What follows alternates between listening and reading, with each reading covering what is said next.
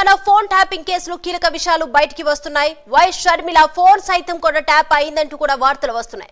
షర్మిల కోసం కోడ్ భాష ఉపయోగించారు. ఇక వైసీపీ అధికారంలో ఉన్న సమయంలో షర్మిల వాయిస్ రికార్డ్ అయినట్లు కూడా ఆరోపణలు వచ్చాయి. ఎవరెవరితో మాట్లాడుతున్నారనే సమాచారాన్ని కూడా ఎప్పటికప్పుడు అన్నకు పంపారని కూడా తెలుస్తుంది. షర్మిల మాట్లాడే ప్రతి ఒక్కరిపై కూడా నిఘా పెట్టారు. షర్మిల దగ్గరి మనుషులను కూడా ఓ సీనియర్ పోలీస్ అధికారి పిలిపించారని సమాచారం. ఇక తెలంగాణ పోలీస్ అధికారి ద్వారా వార్నింగ్ ఇచ్చారని కూడా తెలుస్తుంది. తన ఫోన్లు ట్యాప్ అవుతున్నట్లు కూడా అప్పట్లోనే షర్మిల గుర్తించారు. ఫోన్లు ట్యాపింగ్ విషయంలో షర్మిల వద్ద కీలక సమాచారం ఉందని కూడా తెలుస్తుంది.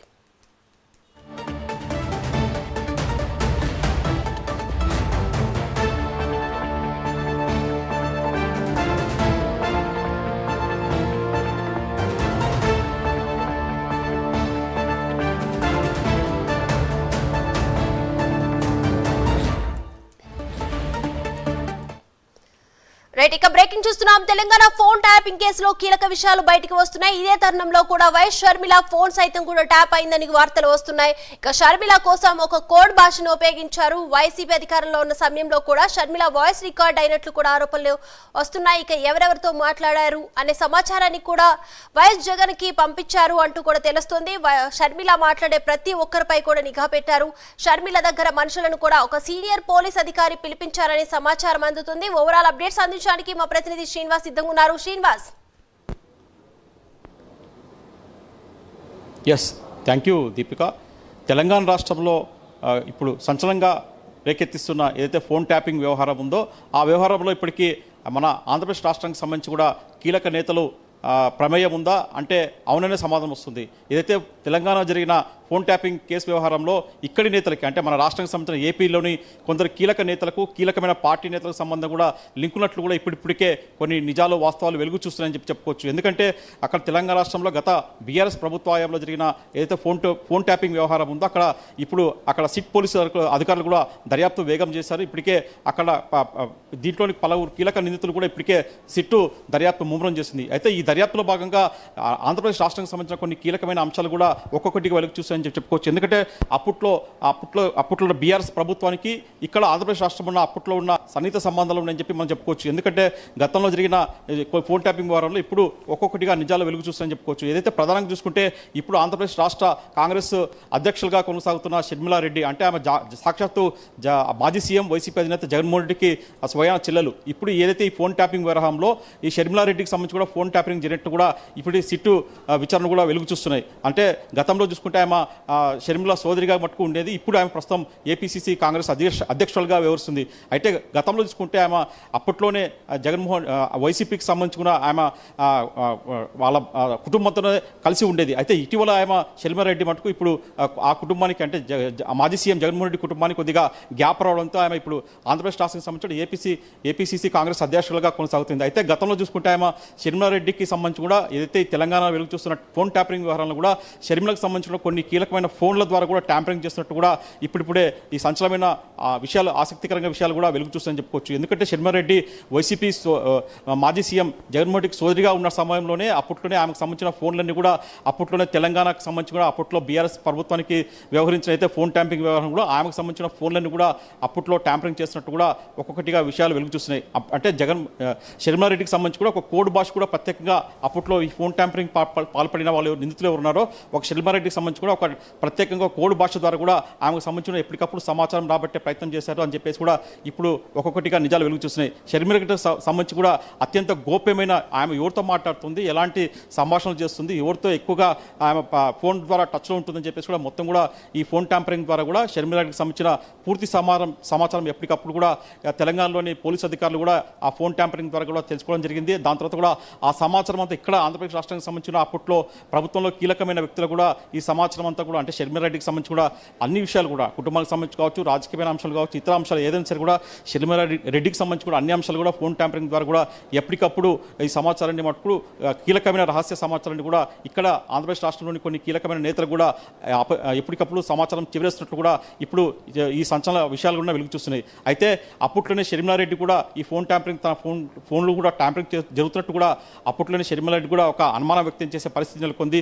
ఈ నేపథ్యంలోనే ఆమె కూడా అప్పుడు కొన్ని కొన్ని జాగ్రత్తలు కూడా తీసుకుంది. ఇటీవల కూడా కొన్ని సందర్భాలు కూడా తనకు కూడా ఫోన్ ట్యాంపరింగ్ జరిగిందని చెప్పేసి కూడా ఆమె చెప్పిన సందర్భాలు కూడా కొన్ని ఉన్నాయి. అయితే మనం మొత్తంగా చూసుకున్న మటుకు ఇప్పుడు షర్మిలారెడ్డికి సంబంధించిన అప్పట్లోనే ఆమె ఎవరితో మాట్లాడుతుంది, రాజకీయ అంశాలు మాట్లాడుతుందా, కుటుంబానికి సంబంధించిన అంశాలు మాట్లాడుతుందా, ఎవరితో సన్నిహితంగా ఉంటుందని చెప్పేసి కూడా మొత్తం వివరాలు కూడా సేకరించే పనిలో అప్పట్లోని కీలకమైన వ్యక్తులు కూడా ఈ తెలంగాణలోని తమ ప్రభుత్వంలోనికి సన్నిహితులుగా ఉన్న వాళ్ళ ద్వారా కూడా ఈ ఫోన్ ట్యాంపరింగ్ ద్వారా కూడా ఎప్పటికప్పుడు సమాచారం సేకరించే పనిలో పడ్డారని చెప్పేసి కూడా ఇప్పుడు వెలుగు చూస్తుంది. అయితే దీనికి సంబంధించి కూడా ఇప్పుడు షర్మిలారెడ్డికి సంబంధించి కూడా అప్పట్లోనే ఈ ఏదైతే సమాచారం ఉందో అప్పట్లో ఆమెకు దగ్గరగా ఉన్న మనుషుల్ని కూడా కొందరు సీనియర్ పోలీసు అధికారులు కూడా అంటే షర్మిలారెడ్డికి అత్యంత సన్నిహితంగా ఉండే ఆమె మనుషులను కూడా పిలిపించి వార్నింగ్ కూడా ఇచ్చినట్టు కూడా ఇప్పుడు ఒక్కొక్కటిగా వెలుగు చూసే పరిస్థితి నెలకొంది. మొత్తం చూసుకున్న మటుకు తెలంగాణలో నెలకొన్న ఏదైతే ఫోన్ ట్యాంపరింగ్ వ్యవహారం ఉందో దానికి సంబంధించి కూడా ఇప్పుడు ఆంధ్రప్రదేశ్ రాష్ట్రానికి సంబంధించి కూడా ఒక్కొక్కటిగా లింకులున్నట్టు కూడా ఇప్పుడు ఇక్కడికే ఈ కేసు దర్యాప్తులో భాగంగా వెలుగు చూస్తున్నాయి. ఇందులో భాగంగానే అప్పట్లో షర్మిలారెడ్డికి సంబంధించి కూడా మొత్తం ఫోన్ ట్యాంపరింగ్ జరిగినట్లు కూడా ఇప్పుడు సిట్ విచారణలో వెలుగు చూస్తున్నాయి. మొత్తం చూసుకున్న మటుకు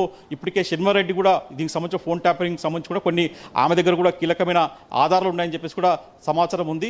ఈ నేపథ్యంలో ఇప్పుడు తెలంగాణ సిట్ అధికారుల మటుకు ఈ ఫోన్ ట్యాంపరింగ్ వ్యవహారంలో షర్మిలారెడ్డిని అప్రోచ్ అయితే మటుకు ఖచ్చితంగా ఆమె కూడా కొన్ని కీలకమైన ఆధారాలు ఇచ్చే అవకాశం ఉంటుంది. దీని ద్వారా కూడా ఇక్కడ ఆంధ్రప్రదేశ్ రాష్ట్రంలోని ఏదైతే ఫోన్ ట్యాంపరింగ్కి సంబంధం ఉన్న వ్యక్తులు, కీలకమైన నేతలు కావచ్చు, కీలకమైన వ్యక్తులు కావచ్చు, ఇప్పుడు వారి మెడ కూడా ఈ ఫోన్ ట్యాంపరింగ్ వ్యవహారం చుట్టుకునే అవకాశం ఉందని చెప్పేసి కూడా అక్కడ సిట్ అధికారులు, తెలంగాణ సిట్ అధికారులు చెప్తున్న పరిస్థితి నెలకొంది. మొత్తం మీద చూసుకున్నట్టు ఈ తెలంగాణకు నెలకొన్న ఫోన్ ట్యాంపరింగ్ వ్యవహారం ఇప్పుడు ఆంధ్రప్రదేశ్కు పాకిందని చెప్పుకోవచ్చు. ఇక్కడ ఆంధ్రప్రదేశ్కు తెలంగాణ రాష్ట్రానికి ఫోన్ ట్యాంపరింగ్ వ్యవహారంతో లింక్ ఉన్నట్టు కూడా ఒక్కొక్కటి కూడా వాస్తవాలు వెలుగు చూస్తున్నాయి.